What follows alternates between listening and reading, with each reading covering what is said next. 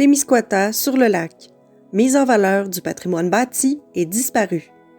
Un ouvrage du Centre d'archives du Témiscouata. La création de cet ouvrage a été rendue possible grâce à l'entente de développement culturel de la ville de Témiscouata sur le lac et du ministère de la Culture et des Communications. Comme vous le savez probablement, la région du Témiscouata regorge de paysages magnifiques, de lacs et de forêts grandioses et surtout d'une population généreuse et accueillante. La ville de Témiscouata sur le lac n'échappe pas à toutes ces splendeurs. Son cachet unique fait d'elle une ville que l'on aime sillonner pour en admirer tous les recoins. C'est donc dans cette optique qu'est née l'idée de produire ce guide du patrimoine bâti et disparu. Nous souhaitons, par le biais de cette publication, célébrer les bâtiments qui ont traversé les époques et ceux qui ont conservé si précieusement leur allure d'antan. Que ces propriétés soient toujours existantes ou non, il demeure tout aussi important de leur donner leur lettre de noblesse. Le but de cet ouvrage est donc de poser un regard différent sur les lieux qui ont, au fil des ans, façonné l'histoire de Témiscouata sur le lac. Le processus de sélection des bâtiments s'est principalement fait en fonction de la quantité et de la qualité des archives disponibles au Centre d'archives du Témiscouata. Les informations manquantes ont été fournies par les propriétaires ou les familles concernées. L'idée n'est pas seulement d'apposer une étiquette à une demeure, mais plutôt de miser sur son type de construction, son allure, l'époque dans laquelle elle a vu le jour et surtout l'histoire qui s'en dégage.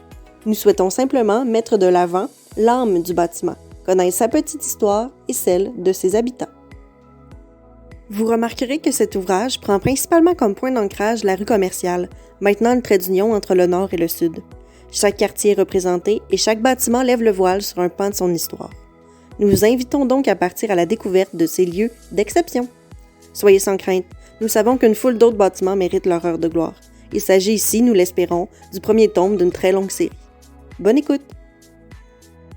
Le Centre d'archives du Témiscouata souhaite remercier tous les bénévoles qui ont participé aux recherches historiques, ainsi que tous ceux qui ont partagé leurs souvenirs et leurs archives personnelles. Nous tenons également à remercier tous les propriétaires des lieux ciblés par cet ouvrage pour leur confiance et leur grande implication. Sans vous, rien n'aurait été possible.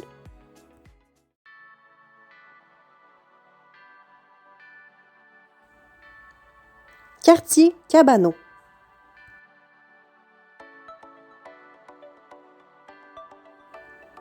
Couvent Saint-Rosaire, 30 rue Bérubé, construit au début du 20e siècle. C'est en 1910 que le couvent accueille 6 sœurs de la congrégation de Notre-Dame du Saint-Rosaire comme enseignantes. Le couvent est construit depuis quelques années et un enseignement laïque s'y donne déjà par Mlle Paturel et Thériault. Malheureusement, une dizaine d'années après leur arrivée, soit le 17 avril 1921, le couvent est détruit par un incendie. Rapidement, la population et les instances se mobilisent et la reconstruction s'achève tout juste avant la fin de cette même année. Les sœurs reprennent donc leur poste et continuent d'habiter le couvent jusqu'en 1967. Par la suite, elles déménagent leurs appartements non loin de là, dans la résidence de M. Émilien Morin, ex-maire de la paroisse décédé quelques années auparavant et aujourd'hui connu comme étant l'auberge Chemin Faisant. Au fil du temps, la vocation du couvent s'est transformée, notamment par l'évolution du système d'éducation et la fondation de nouvelles écoles sur le territoire. Le bâtiment, alors propriété de la Commission scolaire du Fleuve et des Lacs, devient pignon sur rue de nombreux organismes et services communautaires. En 2004, les Sœurs du Saint-Rosaire quittent Cabanon et malheureusement, en 2017, la décision tombe. Elle est sans équivoque, n'ayant pas trouvé d'acquéreur, le couvent devra être démoli. Après plus d'un siècle d'existence, le bâtiment est loin d'être sécuritaire pour les usagers.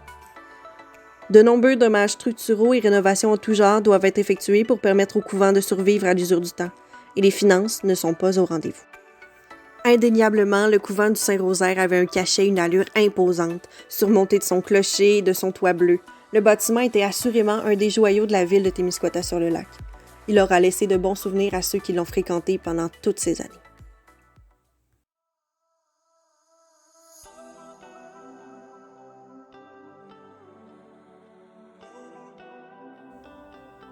Résidence familiale Tardy, 817 rue Commerciale Nord, construit vers 1925.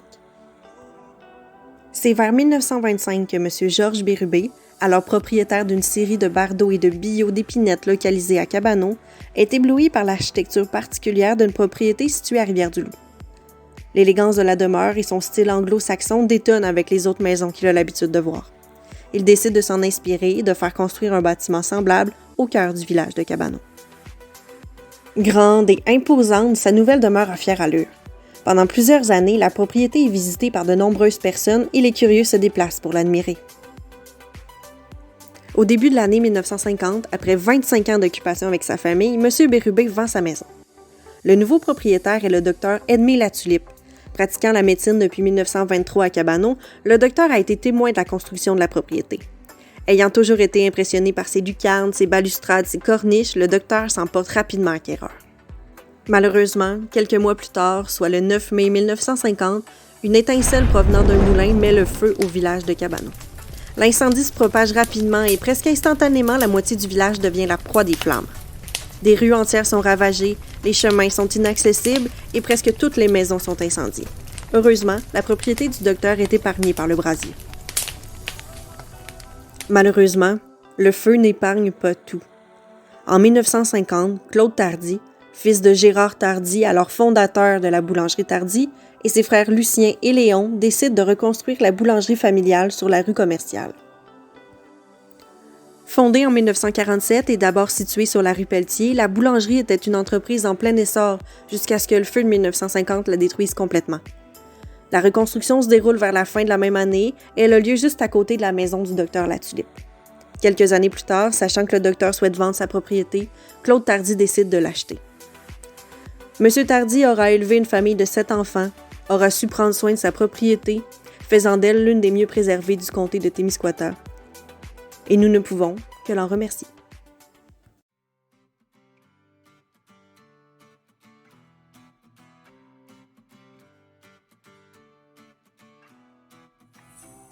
Bureau de poste, 803 rue Commerciale Nord, construit en 1939.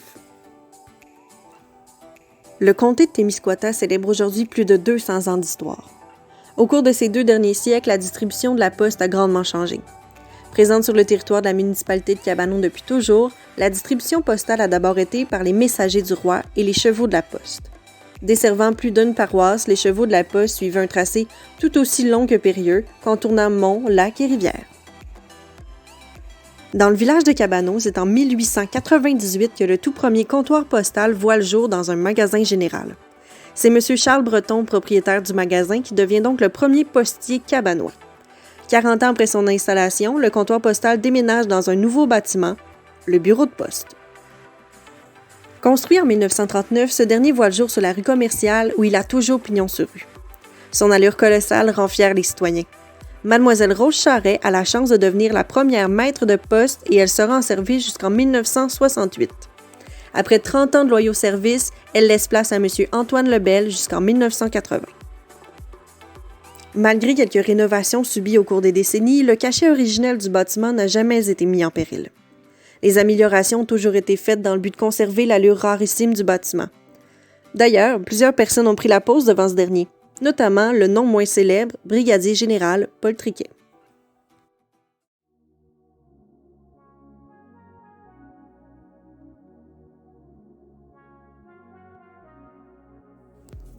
Moulin Fraser, construit en 1899.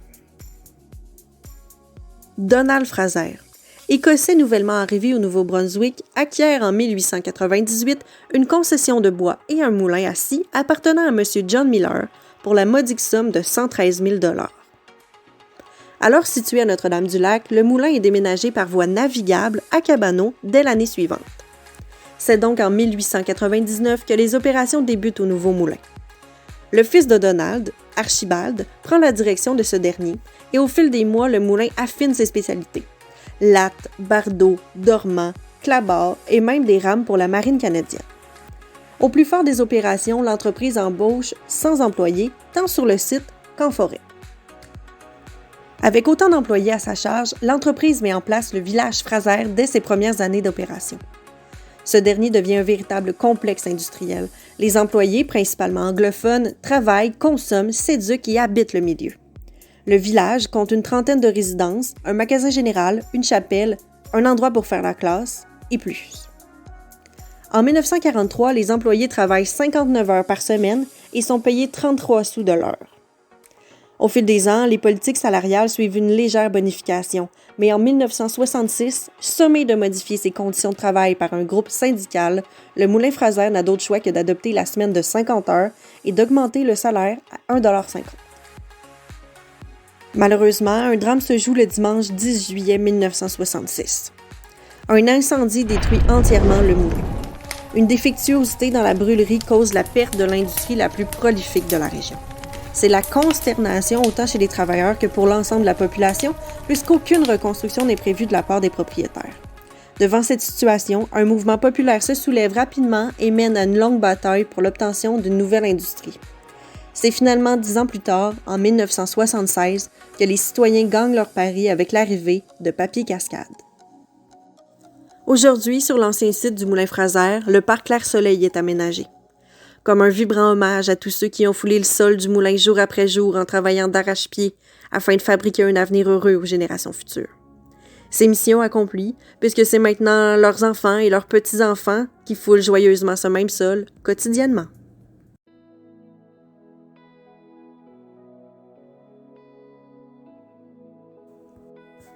Maison de David Michaud, 708 rue Commerciale Nord, construit au début du 20e siècle.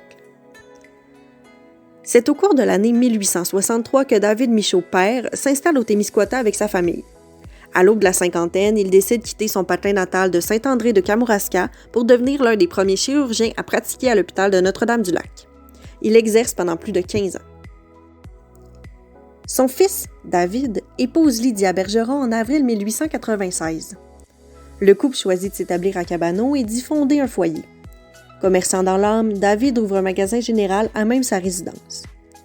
Quelques années plus tard, vers 1900, le couple offre une seconde vocation à leur propriété, faisant d'elle une auberge. Bien que risqué, le changement de vocation s'avère bénéfique. L'auberge connaît un bon succès et accueille des gens importants. Les premiers dirigeants de la compagnie Fraser et du Témiscouata Railway y sont hébergés au tournant du 20e siècle. Les années passent et David Michaud continue de faire tourner l'auberge avec sa tendre moitié Lydia. Cependant, le désir de s'accomplir autrement prend le dessus et cherche un nouveau défi à relever. La politique municipale lui fait de l'œil depuis longtemps. Commerçant et aubergiste établi et respecté, il gagne en popularité et sa candidature est supportée par bien des citoyens. C'est donc le 5 septembre 1907 qu'il devient le tout premier maire de Saint-Mathias de Cabanon.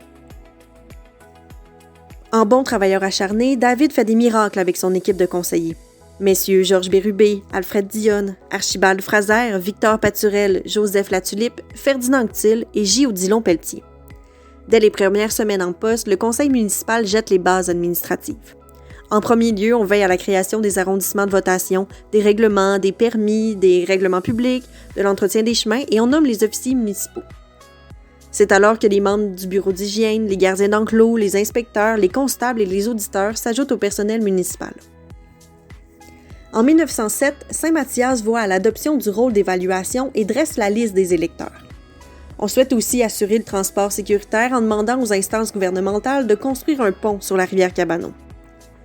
Parmi toutes les motions adoptées au cours de l'année 1907-1908, quelques-unes peuvent nous faire sourire aujourd'hui, mais elles étaient ô combien importantes pour l'époque. La première adoption du conseil permet au maire de chauffer le local des séances du conseil aux frais de la municipalité. Une autre souligne l'urgence de construire une geôle pour les délinquants et d'acheter des menottes. Dans le même ordre d'idée, une motion interdit les maisons de désordre, de débauche ou de scandale public. Il est aussi formellement prohibé de troubler l'ordre public en criant, jurant, blasphémant, disant des paroles sales ou injurieuses, ou en déchargeant des armes à feu dans les chemins publics ou ailleurs. Un peu plus tard, le conseil passe un règlement qui cible les propriétaires et les occupants de la paroisse. La population devra désormais entretenir la propreté de ses propriétés et de ses cours arrière afin de limiter les risques de propagation de maladies contagieuses. Cette première année très chargée vient à bout de l'ambition politique de David Michaud. Après seulement quelques mois en poste, ce dernier rend sa démission au cours de l'année 1908. Malgré ce court mandat, il aura gagné son pari, celui de laisser une marque indélébile dans l'histoire de sa paroisse. David Michaud s'éteint en 1958 à l'âge de 86 ans. Sa sépulture se retrouve au cimetière du quartier Cabanon. Au fil du temps, sa maison aura accueilli beaucoup de voyageurs, subi quelques transformations et aura même été déménagée. La propriété est désormais une douce maison d'hébergement pour les personnes vivant avec un certain handicap. Nul doute que cela le rendrait bien fier.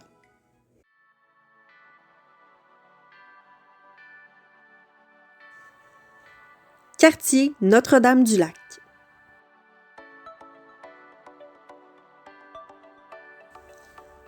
Maison du notaire Gustave Dumas, 2397 rue Commerciale Sud, construit au début du 20e siècle. En 1904, Évariste H. Dumas devient l'un des tout premiers beurriers à exercer son métier à la beurrerie du Témiscouata. En opération seulement depuis quelques années, la beurrerie a maintenant une bonne réputation dans le territoire témiscouatain. En somme, les affaires vont bon train. Cet emploi stable permet donc à Évariste d'épouser Catherine Tate en 1907. Espérant tous deux avoir une belle et grande famille, le couple voit grand et fait bâtir en 1912 une maison de 15 pièces sur la rue principale. À la fin de la Première Guerre mondiale, la famille compte 9 enfants. Le couple ne peut faire autrement que de songer à un agrandissement, l'espace étant maintenant bien restreint. En 1920, on construit donc une grande annexe à l'arrière du bâtiment déjà existant. Avec beaucoup plus d'espace à partager avec les siens, Évariste décide de donner une nouvelle vocation à sa propriété. Il inaugure au début des années 20 un magasin général. On y trouve également le tout premier bureau de poste. Une vingtaine d'années plus tard, les enfants ont bien vieilli et les parents commencent à s'essouffler. Leur fils Gaston est maintenant marié et sa femme, Gilberte Coulombe, rêve d'ouvrir un salon de coiffure. Elle obtient sa licence de pratique en 1937 et ouvre son salon pour dames dans les locaux du magasin général en 1941. Pendant plus de 5 ans, Gilberte opère son salon et fait les plus belles mises en pli en ville. En 1949, le salon laisse place à l'établissement d'un bureau de notaire dans son local. Le nouveau notaire est nul autre que Gustave Dumas, le fils d'Évariste. En 1965, Gustave, en plus d'être un notaire d'exception, s'implique dans sa municipalité en devenant secrétaire trésorier. Du magasin général d'Évariste de 1920 au salon de coiffure de Gilberte en 1941 et au bureau de notaire de son fils Gustave, la résidence aura changé de vocation sans toutefois perdre l'âme familiale. Pendant plus de 88 ans, la famille Dumas aura occupé cette propriété et aura été au service de la population, chacun à sa façon.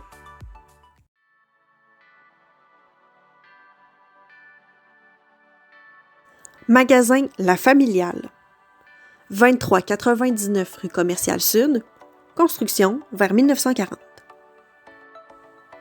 C'est à l'automne 1941 que messieurs Jean-Baptiste Veilleux et Albert Cloutier commencent à rêver. Tous deux membres de l'Union catholique des cultivateurs, ils cherchent un moyen de vendre leurs grains et leurs moulets tout en rendant service à leurs concitoyens. L'idée de regroupement en coopérative était née. Ils arpentent les rues de la paroisse de Notre-Dame-du-Lac afin de démontrer les bienfaits du regroupement en coopérative. Quelques mois plus tard, ils récoltent une 60aine de signatures en appui au projet de mise sur pied d'un magasin coopératif. En septembre 1942, une première réunion d'information se tient dans la paroisse et la population accepte de se lancer dans l'aventure. Rapidement, on évoque les nombreux avantages pour la population de Notre-Dame-du-Lac.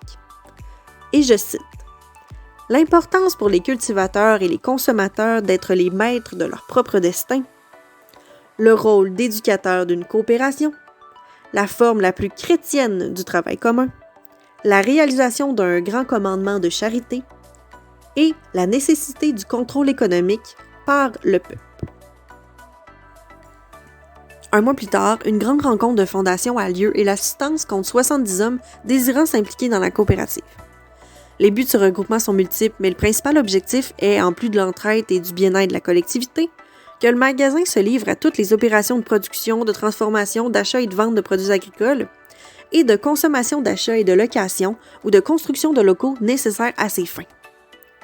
Comme l'organisation est une de coopération, les membres doivent répondre à 2 conditions d'acceptation: être consommateurs des biens offerts par la coop et souscrire 10 parts sociales de 10 $ chacune. Par ce principe, tout adhérent aura droit à une ristourne annuelle. En octobre 1942, le local est loué et le premier conseil d'administration est élu, ainsi que le comité de surveillance. Le premier employé, Philippe Beaulieu, est engagé et tout est fin prêt pour la grande ouverture du 30 novembre 1942. La première journée de vente du magasin La Familiale de Notre-Dame-du-Lac est un franc succès avec un sommaire des ventes s'élevant à 62 $. Une somme non négligeable pour une jeune coopérative qui vend seulement du grain, de la moulée en vrac et de la lingerie. Le magasin prend son envol et rapidement on doit penser à déménager dans un local plus grand. C'est donc en 1945 que le bâtiment appartenant à M. Joe Couillard est acheté et que le magasin peut agrandir son offre de services. Un comptoir d'épicerie et un service de livraison voient le jour rapidement après le déménagement. En 1950, la coopérative compte déjà plus de 200 membres. Malheureusement, un incendie fait rage le 2 janvier 1952, mais les membres ne se laissent pas abattre pour autant. En 1953, les marchandises générales, un étal de boucherie, un comptoir des produits laitiers, un étalage de fruits et légumes et le service d'essence à la pompe s'ajoutent au magasin. En 1961, la familiale signe un contrat d'approvisionnement avec la Fédération des magasins Coop. Et c'est en 1963 que le magasin coopératif La Familiale devient Magasin Coop de Notre-Dame-du-Lac. Et en avril 1980, le magasin Coop tel qu'on le connaît aujourd'hui ouvre officiellement ses portes. Après plus de 80 ans d'efforts de passion et d'implication, le magasin La Familiale a su se transformer afin de répondre à la demande de ses concitoyens. Bravo pour leur très grand dévouement.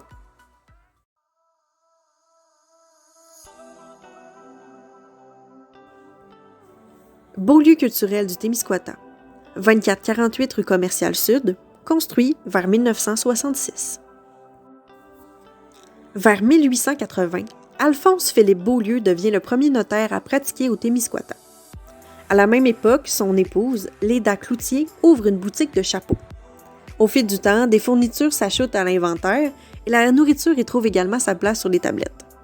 Rapidement, la boutique fait place à une très grande diversité de produits. Au décès d'Alphonse-Philippe, Léda demande à son fils Louis-Philippe de l'aider à tenir boutique. Peu de temps après son arrivée, la boutique revêt le nom de LP Beaulieu Incorporé et Léda laisse doucement les rênes du magasin. Avec l'enthousiasme de Louis-Philippe, les affaires s'activent et on construit même un entrepôt à côté du magasin afin d'accueillir les vivres et les camions de livraison sillonnent les routes du Témiscouata.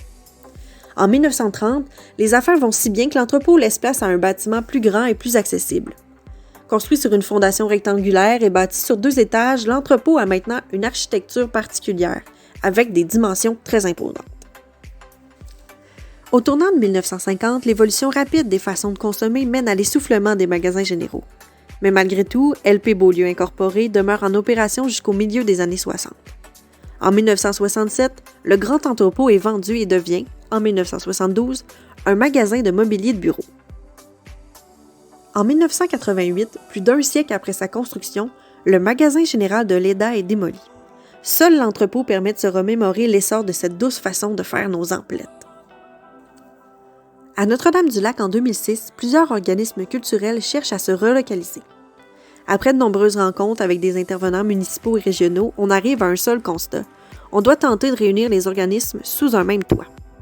C'est ainsi que l'idée d'un lieu de culture prend tranquillement forme. En 2007, la ville de Notre-Dame-du-Lac acquiert l'entrepôt de l'ancien magasin LP Beaulieu Incorporé et mène des démarches afin de le faire reconnaître comme un bâtiment patrimonial. Rapidement, on met tout en place pour en faire un lieu de culture. En 2008, le Beau-lieu culturel du Témiscouata fait son entrée au registraire des entreprises comme organisme à but non lucratif. Au cours des années qui suivent, on intègre au projet de lieu culturel le musée du Témiscouata, les 4 scènes du Témiscouata ainsi que l'école de musique du Témiscouata. On voit grand. Des démarches actives avec le ministère de la Culture afin de coordonner le projet du Beau-lieu culturel. Estimé à plus de 5 millions de dollars, les comités multiplient donc les activités de financement et on demande des aides financières au milieu régional.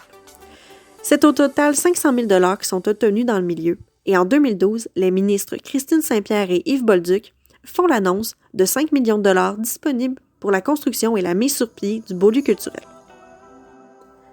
C'est finalement le 8 juillet 2013 que les travaux de restauration de l'entrepôt sont lancés afin de permettre l'inauguration du Beau-lieu culturel du Témiscouata en 2014, au plus grand plaisir de la population.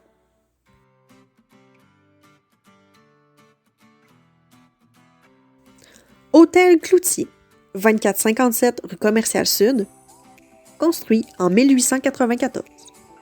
En 1869, sachant pertinemment que les forêts témiscouataines, le lac ainsi que les paysages saisissants séduiraient de nombreux touristes, Pierre Cloutier décide de fonder l'hôtel Lakeside House à Notre-Dame-du-Lac.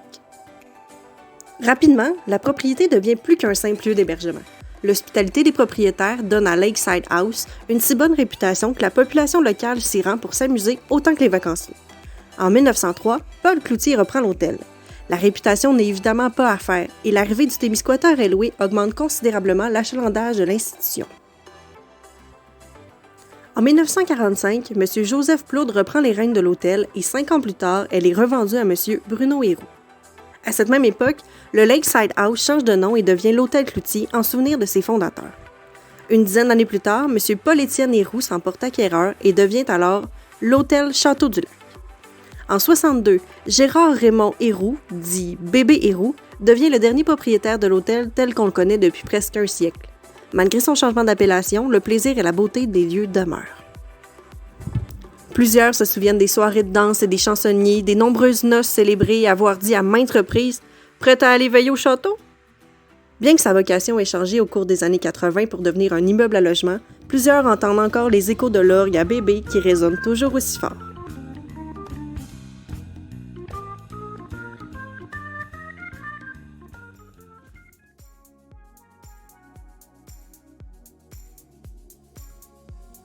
Auberge Marie-Blanc, 26-29 rue Commerciale Sud, construit vers 1905.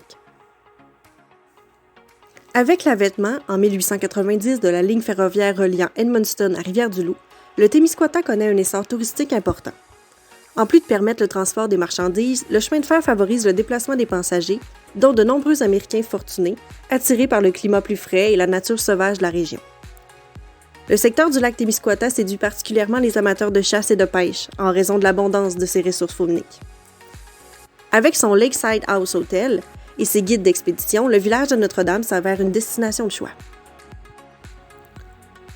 C'est vers la fin du 19e siècle que William D. Bishop Jr., avocat de profession et secrétaire de la New York, New Haven and Hartford Railroad Company, effectue ses premiers séjours à Notre-Dame-du-Lac.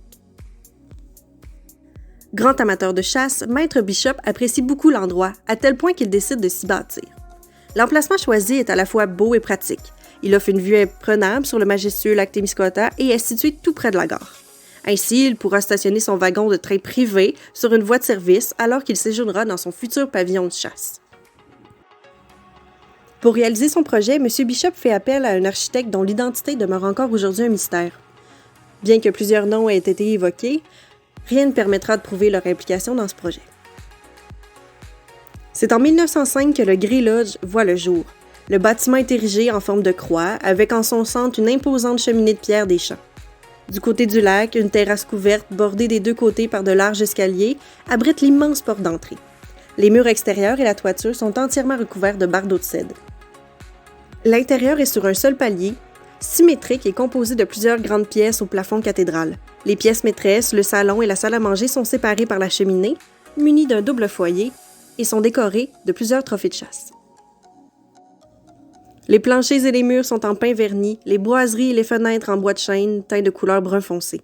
Dans la salle à manger, une gigantesque lampe en fer forgé, ornée de verres taillés et suspendue par des chaînes dont les mailles sont entrelacées. Elle trône majestueusement au-dessus de la table comme la gardienne des lieux.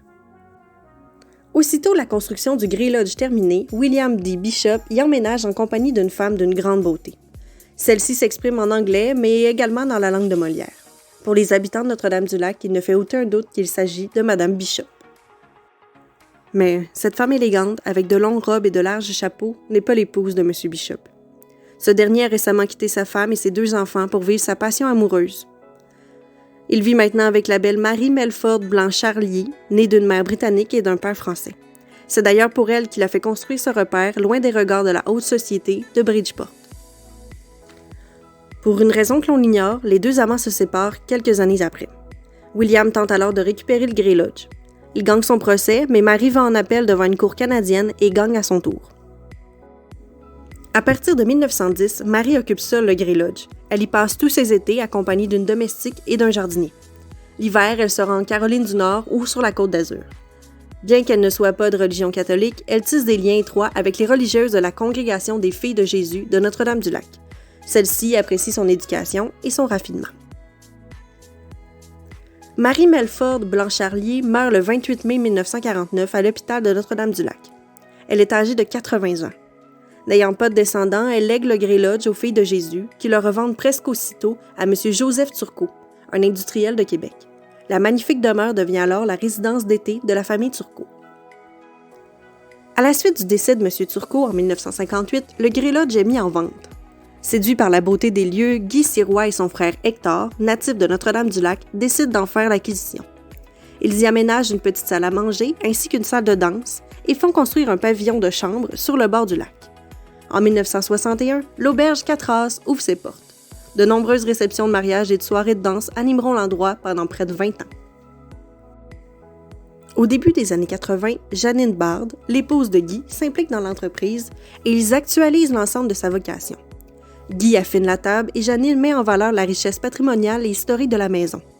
L'auberge 4 As devient alors l'auberge Marie-Blanc, un endroit prisé pour son accueil, sa bonne table et son cachet unique. La transformation du Grey Lodge en auberge a bien sûr nécessité quelques modifications au bâtiment d'origine. Une porte d'entrée a été ajoutée dans l'ancienne salle à manger pour faciliter l'accès. Une extension a été construite pour y loger la cuisine commerciale. Certaines divisions ont été démolies, d'autres ajoutées. L'usure du temps a également fait son œuvre et entraîné la réflexion de certaines parties de la maison, dont la toiture et le plancher. Mais nul ne pourrait dire aujourd'hui ce qu'il y a d'époque et ce qui ne l'est pas, car tous ces changements ont été faits en respectant le style et les matériaux d'origine dans la mesure du possible. Le résultat est impressionnant. Depuis 2007, les filles du couple Bard-Sirois ont pris la relève en perpétuant la tradition. Tout comme leurs parents, elles désirent préserver le cachet authentique du Grey Lodge et permettent à tous de découvrir ce joyau du Témiscouata.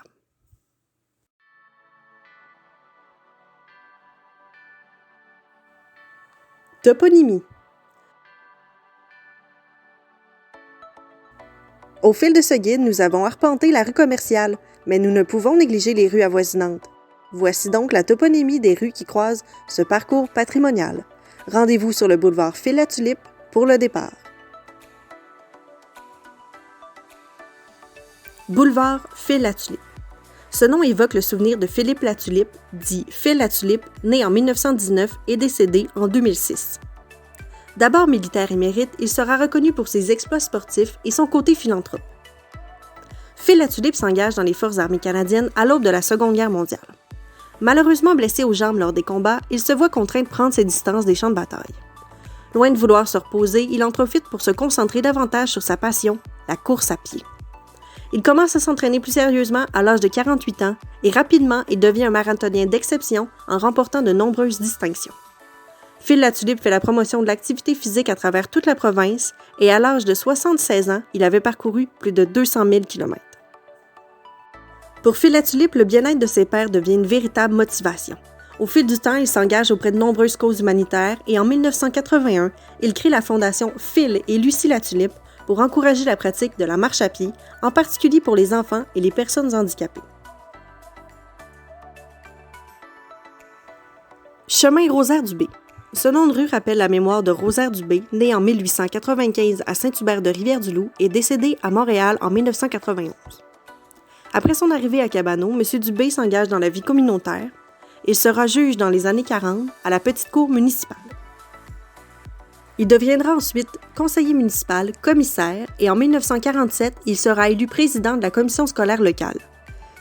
Bûcheron ou scieur de latte, il pratiquera de nombreux métiers avant d'être chauffeur de chaudière à la compagnie Fraser. Après sa retraite en 1960, il quitte Cabano pour travailler à temps plein à Montréal jusqu'à l'âge de 75 ans. Rue du Parc. Cette rue est nommée ainsi en référence au parc de maisons mobiles qui y est aménagé.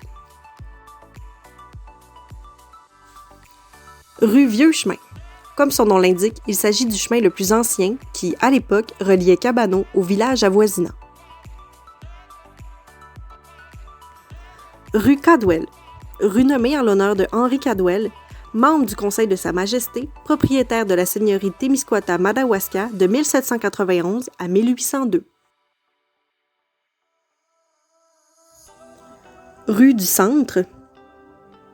Nommée tout simplement parce qu'elle se retrouvait au cœur du village. Rue Bérubé. Rue baptisée ainsi en mémoire de Georges Bérubé, manufacturier de bois et propriétaire des terrains situés à cet emplacement. Rue Saint-Louis, nommée en souvenir de Louis Saint-Onge, propriétaire d'une fabrique de bois qui produisait principalement des boiseries. Rue Pelletier, en l'honneur de M. Ernest Pelletier, propriétaire du moulin situé à cet endroit. Rue du Quai, baptisée en souvenir du quai installé pour la Drave et la navette vers Squatec. Rue Saint-Philippe, en souvenir de Monseigneur Jean-Philippe Cyr, curé dévoué à Cabanon pendant plus de 50 ans. Pendant ses années de fonction, Monseigneur Cyr aura laissé une trace indélébile dans la municipalité. D'abord prêtre, puis Monseigneur, Jean-Philippe Cyr aura pour passion les arts et la protection de l'environnement. Arrivé à Cabanon en 1925, le jeune curé Jean-Philippe Cyr entreprend, au cours de ses 42 années de prêtrise, la réalisation d'une centaine de films ainsi que la capture de milliers de clichés démontrant le quotidien de l'époque, les paysages et la faune. C'est en tenant tête au diocèse, en soutenant qu'il faut miser sur les ressources naturelles du territoire pour le développer, plutôt que sur une agriculture déficiente et une colonisation de masse, que Monseigneur Cyr est perçu rapidement comme le mouton noir du clergé. Homme passionné par le territoire, les gens, l'environnement et les arts, il laissera une marque indélébile dans les domaines artistiques et patrimoniaux. Bien que plutôt méconnu, Monseigneur Cyr fut un véritable précurseur des arts visuels dans l'Est du Québec et assurément l'un des cinéastes les plus importants de sa génération. Passionné et engagé, le regard qu'il porte sur la région du Témiscouata est empreint de tendresse autant sur les richesses sylvicoles que sur les gens qui y habitent. Il immortalise sur sa pellicule plusieurs levées de soleil, sourires, animaux sauvages, habitants au travail, paysages et rigolades. Rue Morancy, nommée en souvenir de M. Armand Morancy, maire de la paroisse de 1947 à 1965. Rue Cascade, baptisée en raison de la compagnie Papier Cascade Incorporée établie à Cabanon depuis 1976. Cette usine prendra le relais de la compagnie Fraser en devenant le plus gros employeur de la ville. Chemin Gaétan-Bélanger, nommé en souvenir de M. Gaétan Bélanger, propriétaire des terrains situés à cet emplacement. Chemin Janel Michaud, en mémoire de M. Janel Michaud, propriétaire terrien de l'endroit. Chemin de la Plantation. Ce nom de chemin fait référence à la plantation de 40 000 arbres qui se situe aux abords de cette voie qui mène jusqu'au lac Témiscouata. Chemin Landry. Ce chemin porte le nom en souvenir de M. Gérard Landry, propriétaire des terrains situés dans cette zone. Chemin Grosse Roche, possiblement nommé ainsi parce qu'il fallut contourner un gros rocher au moment de la construction du chemin. Chemin des Marguerites. Autrefois sans nom, on décida toutefois de lui en attribuer un afin de sécuriser l'accès des chalets situés au bord du lac. Sa toponymie fut choisie en fonction du processus d'appellation du secteur, soit avec des noms de plantes. Rue Bélanger. Possiblement nommée en mémoire de M. Antoine Bélanger, maire de Notre-Dame-du-Lac en 1958. Rue Plourde. Ce nom évoque le souvenir de M. Georges Plourde, maire de la paroisse au début du 20e siècle, soit de 1904 à 1908. Rue Vielle, baptisée en l'honneur de la famille Vielle, pionnière de la paroisse, et aussi en souvenir de Thomas Vielle, premier maire de Notre-Dame-du-Lac en 1890, et également en mémoire de Napoléon Vielle, maire en 1933.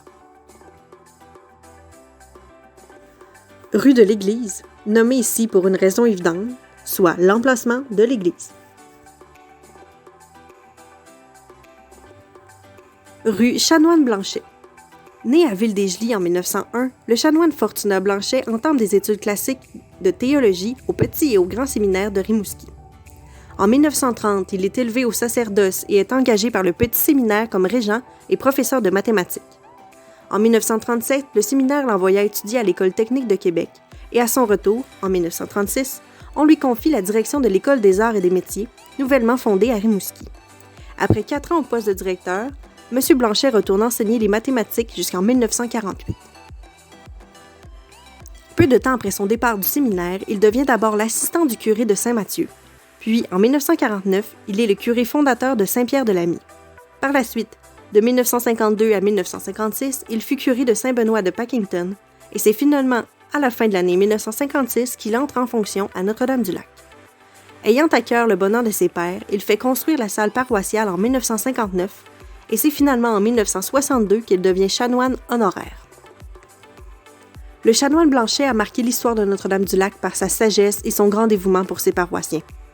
Bien des amateurs de généalogie admiraient son travail, si bien qu'il fut l'un des pionniers de la recherche généalogique au diocèse de Rimouski. La salle paroissiale qu'il a fait construire est toujours en opération et elle est d'ailleurs localisée sur la rue Chanoine-Blanchet. Rue Dollard-Ménard. Le nom de cette rue rappelle le souvenir de Dollard-Ménard, militaire décoré et vétéran honoré. Originaire de Notre-Dame-du-Lac, Dollard-Ménard s'enrôle aussitôt dans les forces armées canadiennes et gravit rapidement les échelons. En 1942, il est nommé lieutenant-colonel lors du débarquement de Dieppe. Ayant alors sous ses ordres plus de 900 hommes, il frôle la mort en étant atteint par balle à 5 reprises lors d'une attaque. En 1947, il reçoit son diplôme de l'École d'état-major de France et obtient le poste d'attaché aux affaires extérieures, puis celui d'attaché militaire auprès de l'ambassade canadienne à Paris. En 1951, il est affecté à l'Organisation des Nations Unies et ensuite est envoyé à Cachemire en tant que chef d'état-major chargé de l'application d'un cessez-le-feu pendant la guerre indo-pakistanaise. En 1958, il prend les commandes de la 3e brigade et est nommé commandant du secteur d'Est du Québec. Dès son entrée en fonction, il décrète que la langue française sera dorénavant la langue de commandement pour toutes les unités francophones placées sous sa direction. Cette décision fut un point tournant dans les méthodes d'enseignement de l'époque et ne laissera personne indifférent. À la suite de son parcours exceptionnel, la municipalité de Notre-Dame-du-Lac lui permit d'inaugurer lui-même la rue portant son nom. En plus de rendre fier son patelin, Dollard-Ménard ne cessa de se démarquer. Il reçut de nombreuses distinctions au cours de sa vie, l'ordre du service distingué du Royaume-Uni, officier de la Légion d'honneur, obtention de la Croix de guerre en France, le prix Benemerenti de Patria, le grand officier de l'Ordre national du Québec et citoyen d'honneur de la ville de Dieppe. Rue Caron. Cette rue est nommée aussi possiblement en souvenir de l'hôtel Caron qui se trouvait à cet endroit. Rue Saint-Viateur. Cette rue est nommée en référence à la congrégation des clercs de Saint-Viateur, alors en poste au collège du même nom. C'est en 1831, à Voules, en France, que Louis Quebe fonde l'Institut des clercs de Saint-Viateur. Cet institut a pour mission de créer une communauté de frères et de pères dévoués à l'éducation chrétienne des garçons de campagne. Au fait de l'établissement de cette communauté, Monseigneur Ignace Bourget, alors évêque de Montréal, demande la venue de 3 viateurs en 1847.